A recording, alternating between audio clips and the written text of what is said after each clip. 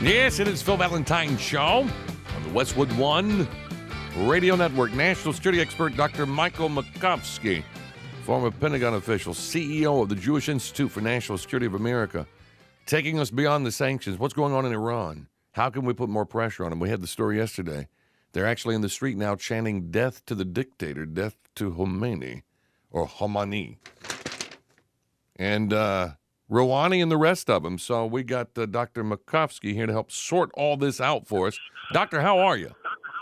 Hi, and thank you very much for having me on the show, Phil. It's my pleasure. So are we making progress over there? And I know more sanctions are coming in November. Are we having some sort of an effect with these folks? Well, I think we're having some effect. Look, there have been demonstrations for months that have been going on since the winter. And what's different about these demonstrations, say, than, let's say, compared to 2009 when they had the fraudulent election, is that here it seems to be the middle class, the working class that are demonstrating, not just university students in Tehran. These are working class people all over the country. And I think one of the reasons is the economy is not doing well. It's not really so much about our sanctions yet because they only started to go in effect. And even the anticipation of it only started, in May. They started on their own because the Iranians are spending billions of dollars in their regional hegemonic activities, and people are wondering why you're spending money on Hamas in Gaza and Syria and Lebanon and Hezbollah and in Yemen, and we're not getting paid. And that's really the trigger here. That's what I saw. They were interviewing I can't remember which news outlet we were looking at yesterday, but they were interviewing some of the folks on the street, and they were saying that. I mean, they're bold enough to say it, which is really interesting in and of itself, isn't it? I mean, most of these people don't normally say this out loud. What's emboldening them to feel like they can say it now without repercussions? Well, that's an excellent question. First of all, these are the people that are seen, that have been seen as the bedrock, the supporters of the regime. So they got to be a little careful. They are arresting people. They have arrested people. They generally, I think their style has been more to arrest people at night. Like if a woman takes her scarf off her head, they might not, and makes an issue out of it. You might see it on YouTube or on Twitter and so on. They might not arrest her that second, but she'll be missing that night. So there have been arrests. There just haven't been mass crackdowns because I think the regime sees that as counterproductive. Yeah, and we're talking about in November, the sanctions on gas and oil, I believe, will go into effect. So what kind of sanctions are in effect right now? What are we doing to them so far? Well, really, a lot of the companies now, if you do business, you're going to be affected. So, by the way, if I may just add, you already had companies in anticipation of this starting to withdraw. French energy companies, for instance, which you think are the ones that usually are with the Iranians, they've decided. German car companies. So the anticipation of this, by the way, since the president's speech in early May, withdrawing from the nuclear deal, have really already started leading to companies doing things already, saying, and already starting to withdraw, or if they were on the verge of making deals, saying, no, we're not doing this. So you see all sorts of companies like Boeing. There was going to be Boeing sales. That's off, obviously. So it's a range of companies right now. And then it will hit them the hardest, as you correctly point out, in November when the oil sanctions start, because that's where a lot of their money comes from. Of course, this isn't, if I may, this isn't going to be airtight. We cannot bank, so to speak, on these sanctions bringing them down. First of all, the Chinese aren't going to care. They're going to buy more Iranian oil. There'll be other regimes, and we're not probably going to be able to do anything about that. So there are limitations of the sanction, and I think the challenge for the administration is to say, okay, this is great. We're hitting them hard on sanctions, but not stop there. And I could explain if you're interested about what that would be. Well, let's talk about that. I mean, it seems to me that something's happening over there because I've never seen. And usually it's death to America. So, what has or Israel. changed?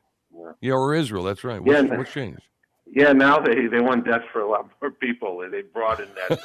So they're still saying death to yeah. America, but it's death to everybody, essentially. Yeah. No, it's kind of heartening that it's a broadening of the chance for death. No, but in fairness, kidding aside, it is significant, as you point out.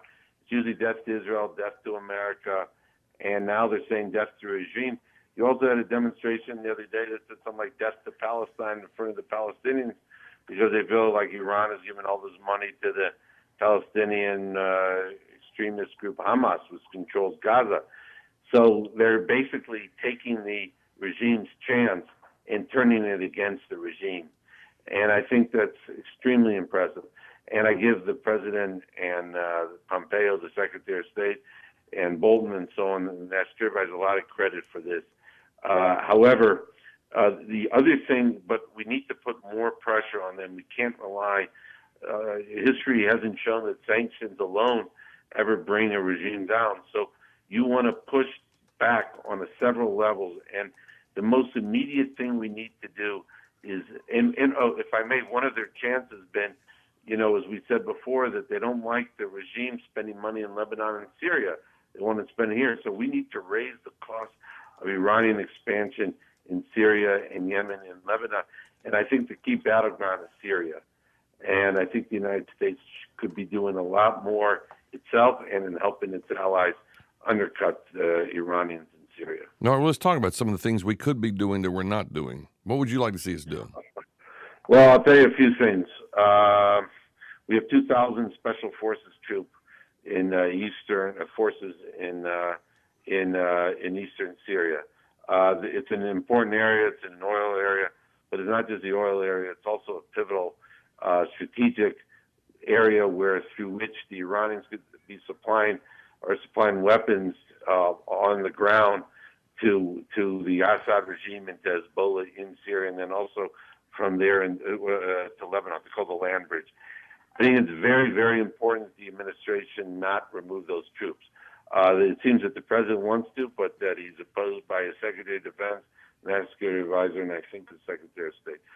I think we could be more aggressive in interdicting those supplies. Right now, the burden is almost completely on the Israelis. And I think the United could do more by interdicting supplies by air and on the ground of weapons going into Syria. We could do that. I think that would show a strong signal. Second, I think we need to help the Kurds in Syria. They were our closest allies on the ground that actually effectively fought ISIS. We didn't have that many that did that. And we need to be supporting them, and we can't allow them to come under the complete control of the Assad regime, which is backed by Russia and Iran. Thirdly, and I think the easiest thing that we could do would be to help Israel more, because right now the burden is almost all on the Israelis. They're interdicting weapons going into Syria. They're trying to destroy Iranian infrastructure in Syria. The United States, to its credit, supports what they're doing. Of course, under the previous administration, Obama, they would have been criticizing them or undermining them. Here, you have a president that actually supports. But we could be giving the Israelis more weapons systems, precision-guided missiles, F-35s, air refueling tankers like KC-46s, things that are going to help Israel in this war. This battle is between Iran and Israel. This is only the beginning. There's going to be a bigger war unless there's regime change in Tehran. And I think we need to give them the Israelis more military technology and store more weapons there. And I think we might consider a mutual defense pact with the Israelis. I think we need to elevate them to the same status as Australia in terms of what we share with them in terms of intelligence, military equipment, technology. I think we have a window now under the Trump administration. We'd be supporting the Israelis on this because, in effect, their fights with the Iranians are really our fights as well. They're advancing our interests. It's just that we're really kind of shy to do it. And I think therefore we need to help our allies on the ground the battlefield, and that's the Israelis, and then after that, the Kurds. We're talking with Dr. Mike Makovsky. He's with the Jewish Institute for National Security of America. We heard all this talk, Mike, about we move the embassy to Jerusalem and all hell's going to break loose in the Middle East. I haven't seen a whole lot break loose, or am I missing the story? No, you didn't miss anything. You're correct. And, I mean, there's been a little here and there. Frankly, the only real impact has been that you have the Palestinian Authority and Hamas, which controls Gaza, to the terrorist organization, basically use the embassy move as an excuse to do things. So Abbas has raised it a lot. Yeah, Abbas, by the way, is on his 12th year of his 4-year term as president of the Palestinian Authority. Not exactly a riveting democracy, and he has used this as a way of not getting involved in the peace process because he's not going to be able to make peace with the Israelis. I mean, any guy who blames the Holocaust on the Jews is not someone that's really ready to make peace with Israel. So I think you're right. Hell hasn't broken loose. The president deserves a lot of credit for that. And he fulfilled his campaign promise, which many other presidential candidates before him, Democrat and Republican, did not do.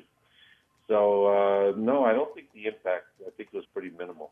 Yeah, but see, these people, I mean, we're going to go to World War III with North Korea, World War III with Iran. I mean, all these things that they're saying about Trump are just not coming true. Well, yeah, I mean, it doesn't mean he couldn't improve in certain ways about North Korea or Russia, but certainly when it comes to, like, the embassy move, what I would like to see is I think the president and the Secretary of State have been terrific on their rhetoric. I give them a lot of credit on withdrawing from the Iran nuclear deal. I would like to see them, while we're talking about the Middle East, really kind of back up some of those more words on the ground in terms of pushing back the Iranians. If they're not willing to do it, then again, we have to support our allies that are willing to do it. First, that's the Israelis. And then secondly, I would say the Syrian Kurds. I think the Syrian Kurds are really pivotal.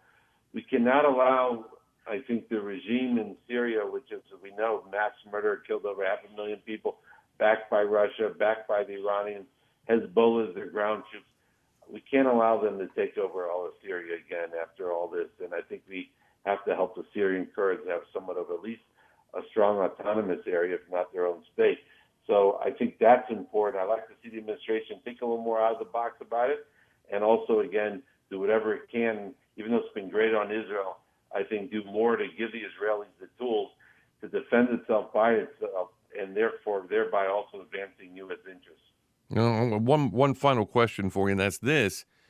I foresee, I see a pattern here, whether it's China, North Korea, whatever, that actually Trump could be sitting down with Rouhani or some leaders from Iran in the not-too-distant future and working some of this stuff out. How would that sit with the folks in Israel, do you think? I think they'd be very nervous. Netanyahu has a very good relationship with Trump, and they'd be careful what they would say publicly.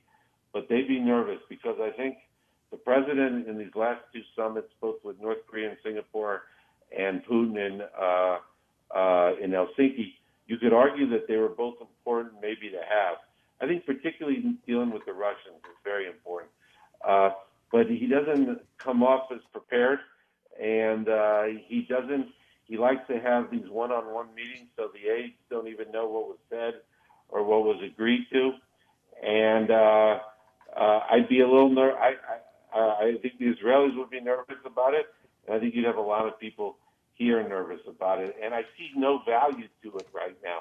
The only way you're going to really get anything out of a meeting with Rouhani is if you're going to boost our leverage, and I don't think we're there yet. Sanctions are a great tool. I give the president credit. We're hitting them. We're starting to hit them hard. We'll hit them hard over the coming months. But if we're pushing them back more on the ground, boosting the Kurds, helping the Israelis, interdicting weapon supplies, then we'll come into talks with a lot more leverage. And then I think talks with the Iranians could be valuable. Maybe. I would have extremely low expectations of it, but I would want it very prepared, and I'd want to have the senior aides who are a little more seasoned like Bolton in the room. Dr. Michael Makovsky, CEO of the Jewish Institute for National Security of America. We have a link to his website at philvalentine.com under show prep. Mike, appreciate it very much. Oh, my pleasure. Thank you very much for your time. Have All a right. great day. You too.